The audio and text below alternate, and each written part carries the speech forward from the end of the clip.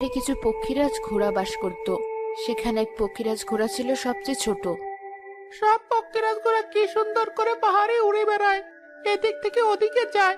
আমাকে শুধু মা উঠতে দেয় না। আমারও তো খুব শখ করে বাকি সব পক্ষীরাজের মতো উড়ে বেড়াতে, কিন্তু মা বলে আমার আরো বড় হতে হবে, তারপর নাকি উঠতে দেবে। আমিও তো অপেক্ষা করতে পারবো না। সব পক্ষীরাজ উড়ে বেড়ায়, আমিও উড়ে বেড়াবো।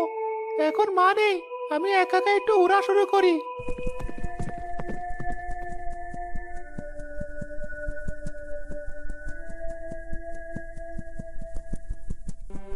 দেখি, আমি তো নিজেকে আর সামলাতে পারছি না, বাতাসের সাথে পেরে উঠছি না।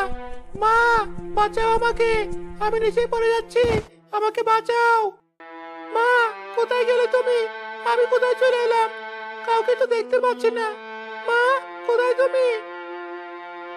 আমি তো আর নড়াচড়া করতে পারছি না। বউ, আমি যাচ্ছি কাঠ কাটতে। তুমি বাবুকে নিয়ে ঘরে থেকো, আর বাইরে বের হওয়ার দরকার নেই। বনে জন্তু জানোয়ার ঘুরে সব সময়। কদিন মাত্র ওর বয়স কেবল।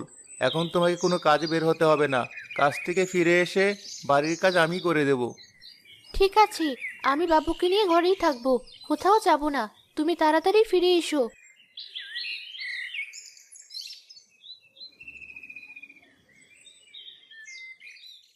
বনের মধ্যে কোনো ছোট বাচ্চা কথা বলছে মনে হচ্ছে, কিন্তু এই গহীন বনে আমি আর আমার পরিবার ছাড়া তো কেউ থাকে না। তাহলে এখানে ছোট বাচ্চা আসবে কোথা থেকে? ওই তো কথা বলছে, গিয়ে দেখি তো একবার।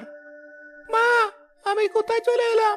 তুমি আমাকে নিয়ে যাও মা, আমি তো আর উঠে দাঁড়াতেই পারছি না।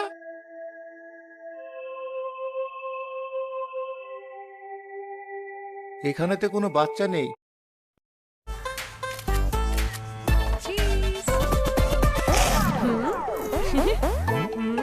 ভাইয়া, আমাকে একটা ছবি তুলে দিবেন প্লিজ? আমি নিচ্ছি। আচ্ছা। এই তো দেখছি এক পক্ষীরাজের ছানা। অনেক আগে শুনেছিলাম বনের এই উঁচু পাহাড়ে নাকি পক্ষীরাজ ঘোরা থাকে। অনেকে নাকি তাদের উঠতেও দেখেছে, কিন্তু এসব কথায় কোনোদিন কান দেয়নি, বিশ্বাসও করিনি। আজ তো নিজের চোখেই বিশ্বাস করতে পারছি না।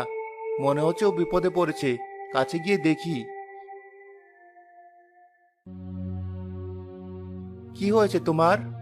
তুমি কে? দয়া করে আমাকে মেরো না, আমি কোনো ক্ষতি করিনি, আমাকে মেরো না। আমি সবুজ, এই বনে কাঠ কাটি। আমি তোমাকে মারবো না। তোমার কি হয়েছে বলো, আমি তোমাকে সাহায্য করব। সত্যি তুমি আমাকে সাহায্য করবে? কিন্তু আমার মা বলেছে মানুষেরা পক্ষীরাজদের পছন্দ করে না, তারা পক্ষীরাজদের মেরে